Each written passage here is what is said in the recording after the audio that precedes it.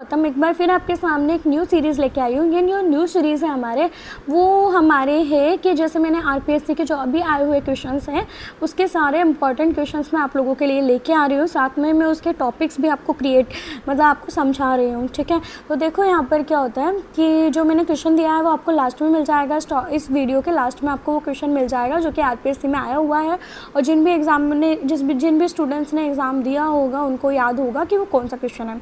तो देखो क्वेश्चन है हमारा जैसे लूनी रिवर से संबंधित, यानी कि लूनी नदी होती है जो कि राजस्थान में बहती है, उससे रिलेटेड क्वेश्चन है। तो देखो बाएं किनारे से मतलब लूनी की नदी के बाएं किनारे से कौन कौन सी सहायक नदियाँ होती है तो वो हमें देखनी है। तो पहले नंबर पे आती है जवाई नदी। जवाई नदी मतलब लूनी की सबसे बड़ी सहायक नदी है, यह पाली ज़िले में बहती है। इस पर जवाई बांध बनाया गया है। तो यहाँ से एक क्वेश्चन बन सकता है कि ये सबसे बड़ी सहायक नदी कौन सी है, ठीक है। तो जो लूनी नदी है, लूनी नदी की सबसे बड़ी सहायक नदी है, तो इसको कैसे याद करेंगे भाई, जवाई जी होते हैं घर में, जवाई जी आते हैं, उनकी ज़्यादा पहुंच होती है। तो ऑब्वियस सी बात है कि सबसे बड़ी जो नदी है इसकी सहायक नदी है जो जवाई नदी है। इसके बाद सुकड़ी नदी, यह पाली और जोधपुर ज़िले में बहती है और लूनी में मिलती है। ये सभी बाएँ सिरे से जुड़ने वाली नदियाँ हैं।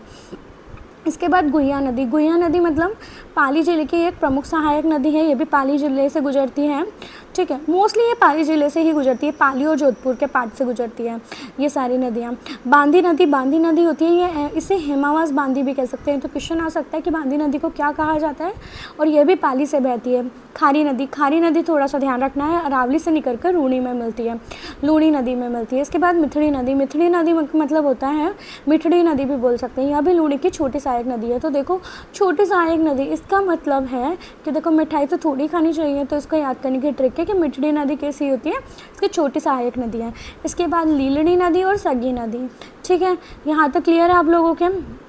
अब हम देखते हैं इसके दाएं किनारे की नदियाँ। दाएं किनारे से सिर्फ और सिर्फ एक रिवर बहती है जो कि जोजरी नदी है, और या फिर इसको जोजड़ी नदी भी बोला जाता है, जो कि दाहिने सिरे की मुख्य सहायक नदी है, और केवल एक ही नदी है जो दाहिने सिरे से जुड़ती है लूनी में, जो कि जोधपुर ज़िले में बहती है। तो आपने देखा होगा लूनी नदी में मोस्टली जो नदियाँ मिलती है वो पाली और जोधपुर से ही जुड़ी हुई मिलती है, ठीक है। तो बस दाएं सिरे से तो एक ही ध्यान रखनी है, जोजड़ी नदी, जो कि जोधपुर ज़िले से बहती है।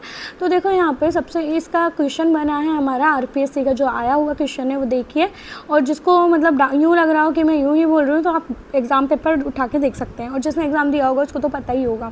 तो देखो क्वेश्चन है निम्न में से कौन सी लूनी नदी के दाहिने तट की सहायक नदी है। तो ये क्वेश्चन आया हुआ है, इसका आंसर है जोजड़ी नदी। तो फ्रेंड्स अगर आपको मेरा वीडियो पसंद आता तो प्लीज़ इसे लाइक शेयर एंड सब्सक्राइब जरूर कीजिए, बेल आइकन को जरूर दबाइए। Thank you so much.